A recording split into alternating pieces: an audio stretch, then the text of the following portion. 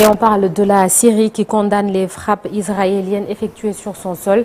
Et la Syrie tient également l'État hébreu responsable des conséquences. Et la Syrie qui condamne dans les termes les plus fermes l'agression israélienne traîtresse menée hier avec des attaques coordonnées de drones et de frappes aériennes qui ont tué des membres des forces armées ainsi que plusieurs civils innocents, a déclaré le ministère des Affaires étrangères dans un communiqué.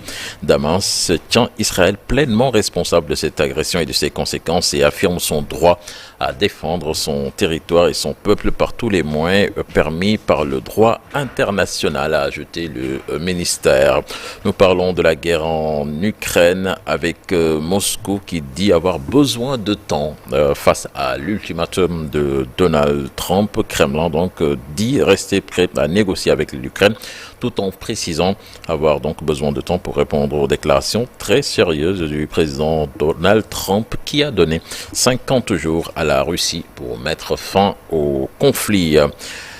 En Somalie, les combattants islamistes Shebab poursuivent leurs offensives dans le centre du pays depuis le début de l'année 2025. Ils reprennent du terrain au nord de Mogadiscio, la capitale, une zone dont ils avaient été chassés dimanche 13 juillet. Ils se sont emparés de la ville de Tardo dans la province de Iran, une ville carrefour. Depuis RDC, avec le ministère de l'Éducation nationale et Nouvelle Citoyenneté qui a publié une circulaire dans laquelle il ordonne le maintien à l'école des filles enceintes, une décision qui vise à garantir leur accès plutôt au système éducatif dans le cadre d'une éducation inclusive et de l'égalité des genres. En effet, jusqu'ici, une grossesse était le plus synonyme d'exclusion pour les jeunes filles congolaises. Sornanata.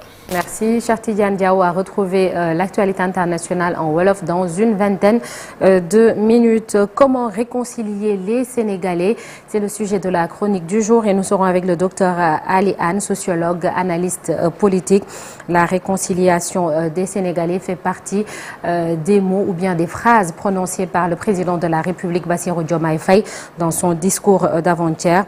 Et puis notre invité ce mercredi, El Hadj Malick Youm, secrétaire général du SAEMS, le syndicat autonome des enseignants du moyen secondaire du Sénégal. Il sera avec nous comme tous les matins aux alentours de 8h50.